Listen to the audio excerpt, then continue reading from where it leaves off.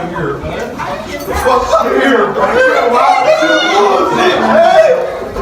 Fucking bullshit, man. For having a weapon while on a disability, I sentence you to once. Counts 9 and 10, there are no sentences because they merged with count 5. He was a parolee who thought his luck would hold after robbing an NFL star at gunpoint. Robert House thought his criminal record wouldn't matter, until one courtroom moment exploded into absolute mayhem. What happened next shocked everyone watching. This is the unraveling of a violent predator. In Cleveland, Ohio, 2018, Robert House was 24 years old and already marked dangerous. Born in 1995, he'd spent 5 years behind bars for a 2013 home invasion. Released on parole in 2017, ankle monitors strapped tight. But freedom didn't reform House, it unleashed him. Desperate for cash to settle drug debts, he began hunting vulnerable targets. September 2018 became his deadliest chapter, leaving victims traumatized in Gates Mills and surrounding areas. September 12, 2018, a 70-year-old woman returns home. Unaware death is waiting beneath her bed. House had been hiding there, calculating. She enters the bedroom. He explodes upward, gun pressed against her skull, voice demanding everything valuable. Paralyzed with terror, she surrendered $10,000, cash, jewelry, family heirlooms collected over decades. He tore through her home like a hurricane, then vanished. 2 days pass. September 14th. House targets a different neighborhood, an upscale Cleveland suburb. The victim? Former NFL wide receiver Joe Juravicius. For 30 agonizing minutes, House held Juravicius at gunpoint while his wife and 2 young daughters hid inside, unaware. He stole $5,000 in cash, jewelry, electronics. Juravicius, a Super Bowl champion with the New Orleans Saints, later revealed, "He made me fear my family." Your Honor, there's no question that what happened to me in September changed me. I was born and raised in the city. I have family that comes from East Cleveland. And it makes me think I maybe made a wrong decision to stay back home. After a family dinner, I did walk over to my barn and shut off the lights. The barn has become my refuge, or was my refuge, not only for me, but for my family on the weekends. What happened on that September night changed me, no question. He popped up from behind my barn for 30 minutes, I was terrorized. Every day I thank God that it was me, and not my wife and my 2 young kids, that walked in that barn. Every day I thank God for that. Within the 30 minutes, my phone was smashed. He asked for money, repeatedly threatened to shoot me in the head, forced me to open my safe, put me on my stomach, and become agitated because he needed more money. He asked me, when he forced me outside to my barn, or to my house, he asked me who was in there. I replied, my wife and kids. But he wasn't getting in the expletive house. He asked me to stop swearing at him and threatened to shoot me again in the head. What transpired over the next minute was my wife realizing what was happening, him getting cash, and me ducking in the house and bolting the door to protect my wife and my kids. Your Honor, I'm suffering the effects of an 11-year playing career, depression, beat up body. I too have experienced some stuff. Tried to save somebody years ago who was in a freak accident, crushed by cement, died in my arms. But nothing, and I mean nothing, compares to burying my son. Robert House wore the damn gloves that I wore in the Super Bowl when my kid was fighting for his life.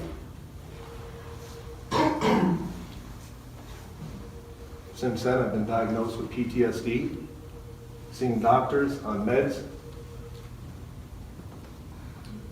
and I have nightmares of running upstairs and hearing my kids crying, locked in the bathroom, and running downstairs, finding my wife hiding behind a chair on a panic 911 call. The fighter in me loves payback, but I know what I want wouldn't be allowed in the court. It's my understanding that he was on parole after being released for similar issues. I'm all for second chances, but I think that's come and gone.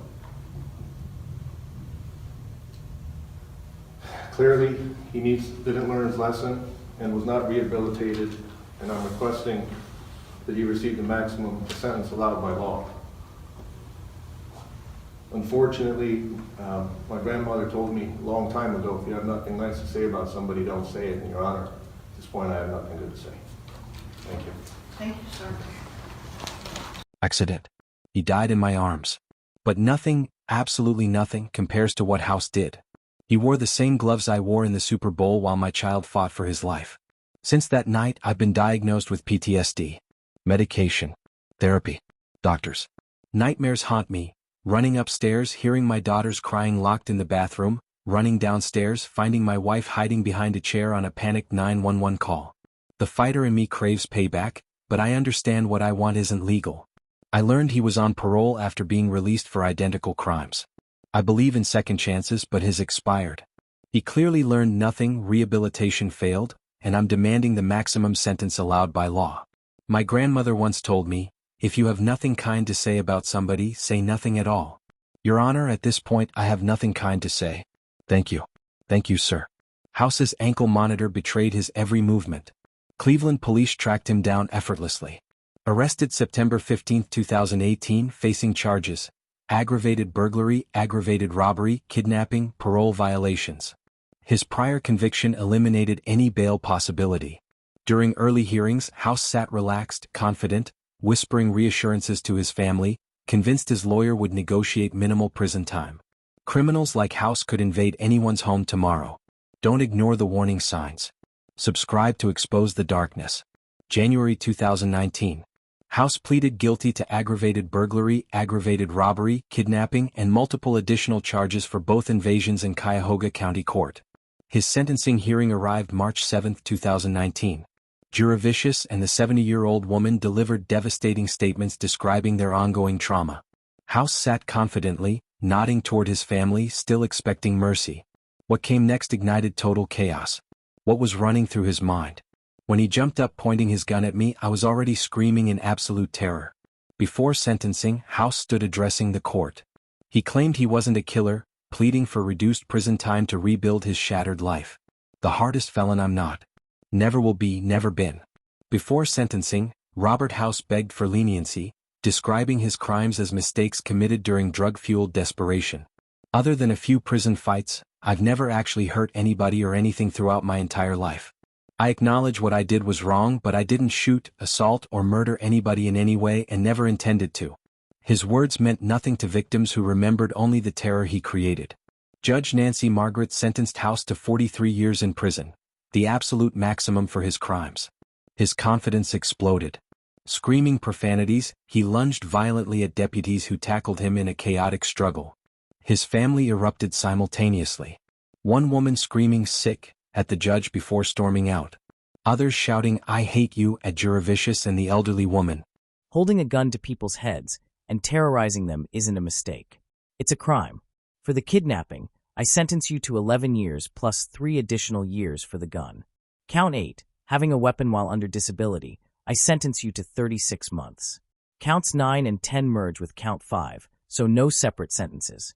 Count 11, disrupting public service, felony 4th degree, I sentence you to 12 months. The gun specifications on counts 1 through 5. That's 43 and a half years? No half, straight years, correct.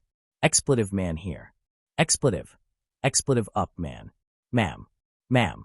Bailiff, restrain him. Anything further, Mr. Father? House's screaming and his family's hateful outburst couldn't reverse the verdict, a moment preserved in true crime history.